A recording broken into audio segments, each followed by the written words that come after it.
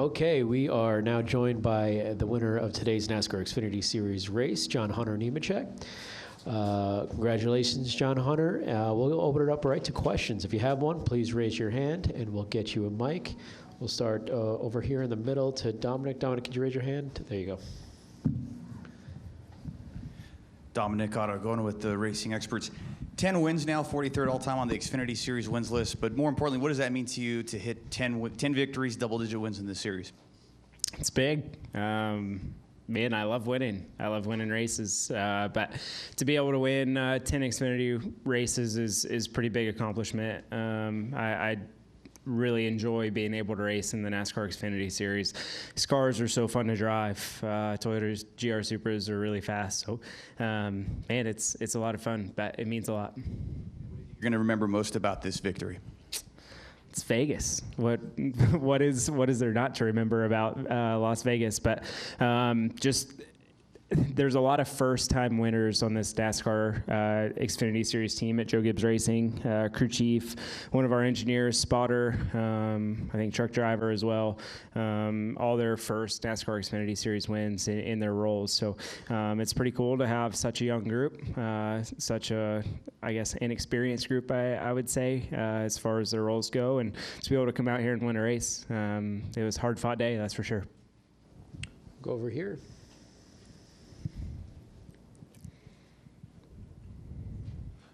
Hi, John. Hey, Ragira, UNLV Rebel Report. You mentioned to me earlier that you love this track and its characteristics, and safe to say you went out and backed up your own opinion a couple hours later. So what is special about the Las Vegas Motor Speedway for you? Las Vegas, I've always run really well here. Don't really know why. I guess it just suits my driving style, but we've always been super fast here. Won here in a truck, now the Xfinity car. It's been some great accomplishments here at Las Vegas. But the characteristics of this racetrack, being able to move around, run the bottom, run the middle, run up next to the fence. I didn't get there today, but being able to have multiple grooves and then the bumps and 1 and 2, the wind, just so many different characteristics play into the racetrack here. And you do have to have a really good race car, but a driver can make a pretty big difference here as well. And I enjoy drivers' racetracks where you can get up on the wheel and get things done. I know the focus shifts over to tomorrow's Cup race, so does that mean the celebrations are going to be a bit lighter tonight? Yeah, definitely. We're going to leave here, probably go grab some dinner, and end up studying some SMT for tomorrow and trying to get ready for tomorrow's Cup race. Go over here and then to Lee. Hi, John. Tom Zaleski, Iron County Today. This was a show between you and Chandler all day long, going back and forth. At what point were you sensing that you had a shot at this, especially since you had to get past Josh Williams in the last 11 laps and seal the win? When the truck rolled in the racetrack 2 days ago, I knew that we had a shot. I feel really good about this whole 20 team. Being able to come here to Las Vegas, it suits Joe Gibbs Racing very well. Feel like it suits my driving style really well. We were an okay car all day. I wouldn't say that we were the best car all day, but Tyler, Grayson, everyone on the 20 team continued to work really hard, and we made all the right adjustments throughout the race on all of our pit stops. And Stage 3, man, our Toyota GR Supra came alive. It took off, and we were able to execute really well on pit road. Pit crew did really well. Just fabulous day, no mistakes, and continued to get better all day. Is it just a matter of staying on your adjustments and not overdoing it, overthinking it? I needed more, so we didn't go far enough. But we definitely went in the right direction today, that is for sure. We'll go to Lee. Yep. Lee Spencer, CatchFence.com and Sirius XM NASCAR Radio. Curious about the pit stops. You really seem to get an advantage on pit road. How solid is the 20 pit crew? Yeah, the 20 pit crew is really solid. I think it's pretty much all the same guys that I had last year on the Xfinity car, and I want to say most of them were on the 54 from Ty the year before that. Solid group of guys. Most of them are veterans in the sport.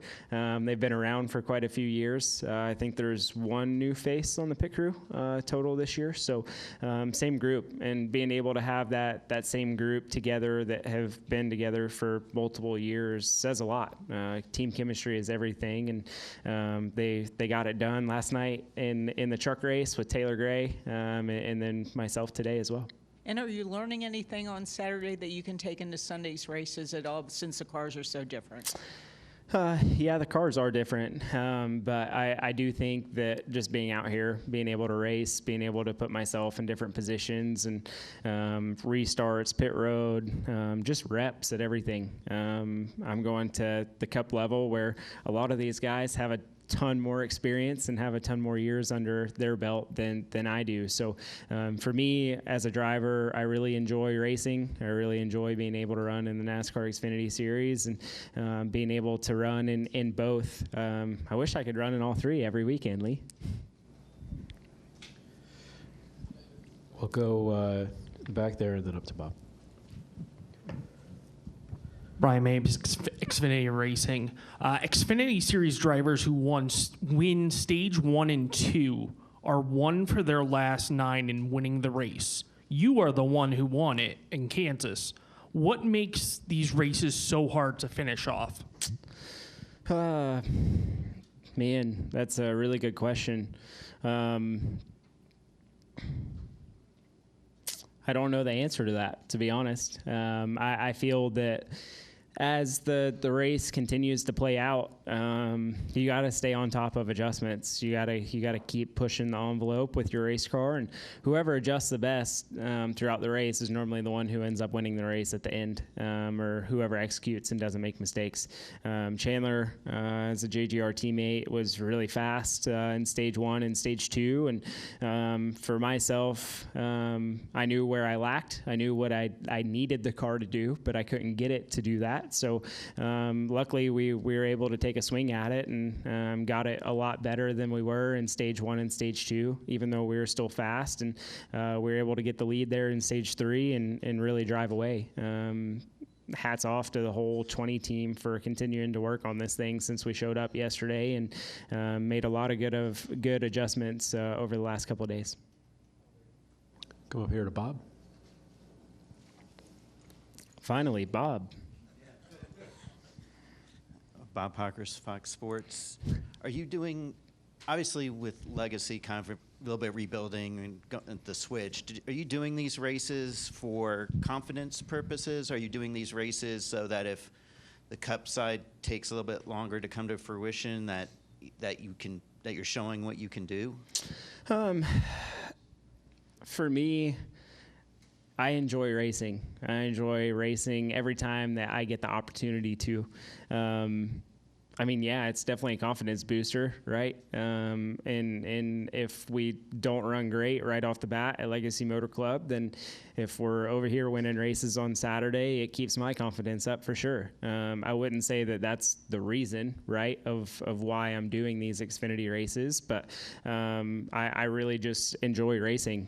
Being able to come and run in the NASCAR Xfinity Series and be in competitive equipment on Saturday to have the shot to win every time I go out is something truly special. Not a lot of drivers get a shot like this, and for myself to be able to be in those shoes and to be able to capitalize on it is huge. So yeah, I mean, it's definitely a confidence booster, but that's not the reason behind running them. Go to Jerry. Jerry Jordan, KickingTheTires.net. Obviously, everybody was concerned about the wind today. We didn't have a lot of cautions. Were you surprised at how calm the race was, considering what the predictions were, and how do you will help you tomorrow, which you did on the track today? I was glad it was calm. We didn't have a caution that whole last run. It was great. Man, it was the wind definitely was tricky. I don't really know another word other than to say tricky. Some laps, it was really easy to hit the bottom in 3 and 4, and other laps, it was super easy to miss it. It all depended on what gust of wind you got at what time. But that's what makes it interesting. That's what makes it fun. One guy will miss the bottom, and the guy behind him can make up 6 car lengths just from being out of the groove. So there were cars running the fence today. There was cars running the middle. There was cars running the bottom. So I guess the wind didn't affect them too much per se. So I think everyone thought that with how strong the winds were, it was definitely going to be more treacherous than it was, and luckily it wasn't. Yep. Any final questions for John Hunter? Wrap it up here in the front with Chris. Chris Knight, CatchFence.com. John Hunter, I was just curious what it means to you to get your spotter and your crew chief their first Xfinity Series victory. Yeah, it did. Man, it means a lot. To be able to get them their first NASCAR Xfinity Series victory is huge. Tyler coming down from the Cup level from Seabell's engineer last year was huge. We knew that he was going to be really talented. I think everyone at JGR knew that, and it definitely has showed today. Ryan, my spotter, heck, he turned 21 on Tuesday. It's kind of crazy having a spotter that's 5 years younger than me. So that's pretty interesting. But he's done a great job so far. His first full-time season in NASCAR. So giving him a shot, and it's definitely worked out so far so good. So hopefully we can repeat tomorrow. It's going to be a tough task, but it means a lot to me. Yep. I'll be back for Phoenix and Coda. Thanks. Okay, John Hunter, congratulations on the win, and good luck tomorrow. Thank you, guys.